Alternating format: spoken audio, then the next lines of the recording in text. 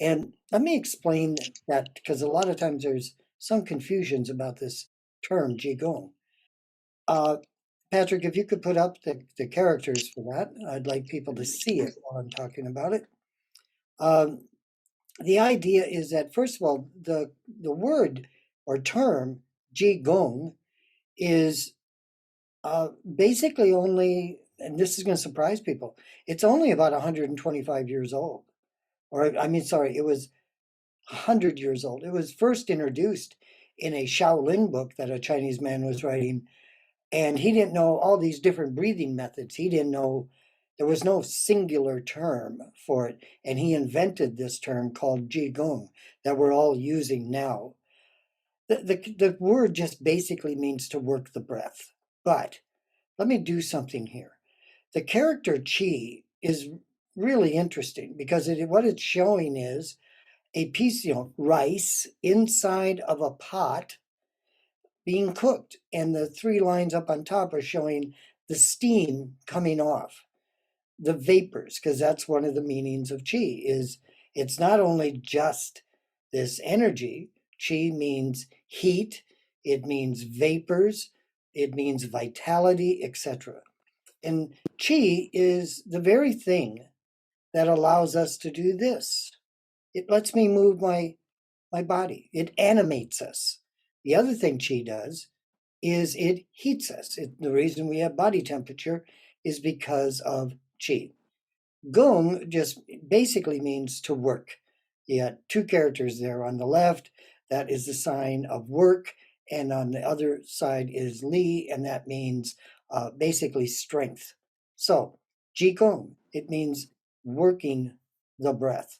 Okay, you can take that down, Pat.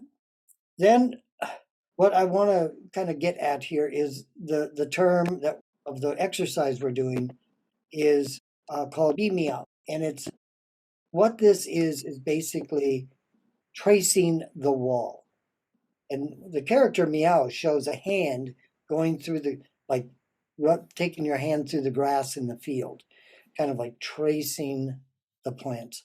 So in this, now what I want to, having explained that to you, uh, I want to go and explain where I learned this from. And this happened back it was 1988, I think it was.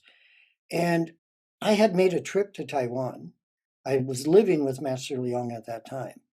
So he gave me uh, presents to give to certain people that I was going to go meet there that he knew from his earlier years. And one of them was this Mr. Gao. And he handed me a little scroll and he said, when you meet him, give him this. And it's really kind of humorous. But anyway, he hands me this thing. And I go, finally, it took some doing, but I finally ended up getting to Mr. Gao's house. And it was interesting. He was really, he was probably 5'1", probably weighed 90 pounds. He was old at that point. I think he was in his 80s, but really vital. He was really a vital man. And anyway, I handed him the little scroll gift, and he unrolled it and he had it like this, and he looked around, he looked at me, and he went back. And then I heard him chuckle a little bit, and then he put it down and he turned it towards me in Chinese. TT had written, he said, would you please teach this idiot something? And that was his way of introducing me to him. And Mr. Gao was lovely. He went through and taught, he only practiced this one thing called tracing the wall. He did it 45 minutes in the morning and 45 minutes in the afternoon for many years. Now, I had learned a lot from TT and etc., but this man, I could not, we tried several things.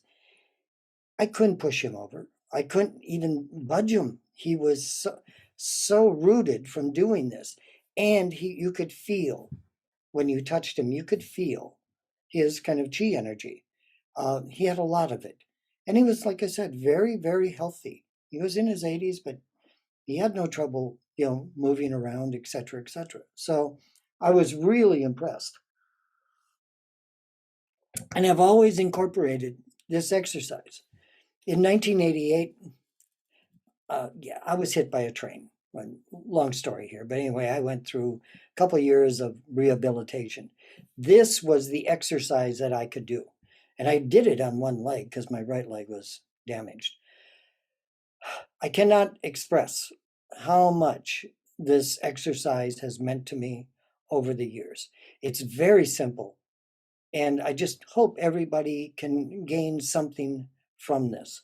So, having said that, let me just quickly, before we get into showing you the exercise, there's another thing I want to explain that normally doesn't get explained to people about what it is these things like Qigong, Tai Chi, Aprocades, internal alchemy, all these, even meditation. There's something going on here that makes all of these function and work well and helps us with what we call health. Now, the first thing is you got to keep in mind that you are breathing.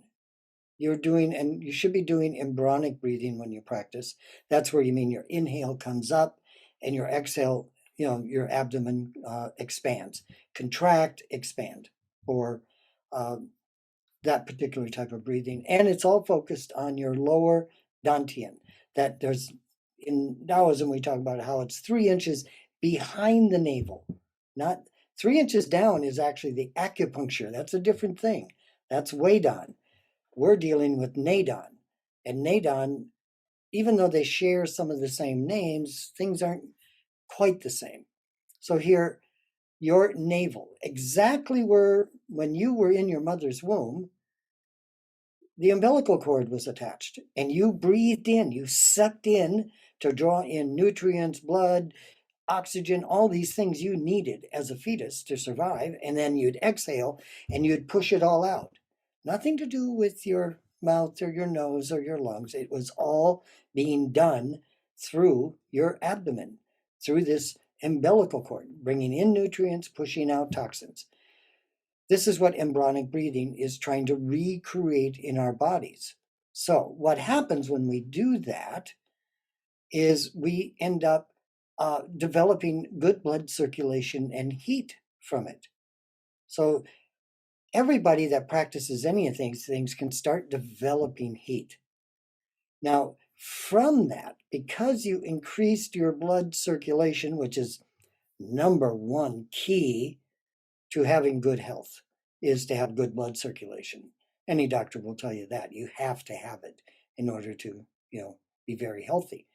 Now, what it's doing likewise is when we do that, we are improving and accumulating more oxygen in our blood. Like when you go to the doctor, they put the little finger thing on your finger, they test your oxygen because the oxygen has to be really good. Now, in Qigong, and what Master Liang always taught, he said qi is like a latent oxygen within the blood for health.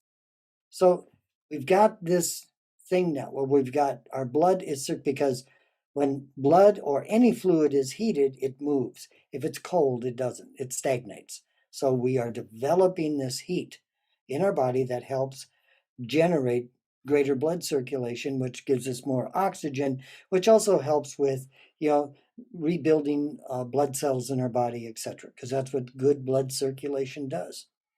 Now, over time, as we practice, this heat develops into our muscles, our tendons, our sinews. Over a little more time, that heat from those penetrates into the bone, giving us greater bone marrow. Bone marrow is the key to your immune system. So all of these things, when we think about Qigong and we talk about breathing with movement, this is where we're headed.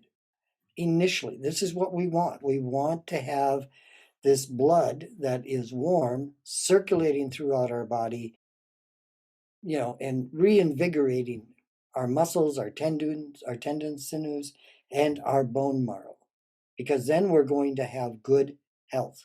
We can function in the world much better. When you were an infant, that's exactly what was going on. Your bones were very pliable. And it was because you had good bone marrow. So this is what Qigong is doing. And this is what practicing tracing the wall can provide for you. Just this very simple thing. yes, there are other things, of course. I mean, I learned a lot, like Tai Chi and internal alchemy, April Cades, everything, during my years with Master Leong. They're all very helpful. They're all very, what I would just say, conducive to the idea of providing good health. So, having said all of this to you, I hope that you uh, practice this thing. It doesn't mean that you have to do it 45 minutes a day. Okay. I mean, like you can have, whatever time period you want, but you will discover how incredible this exercise is if you are consistent.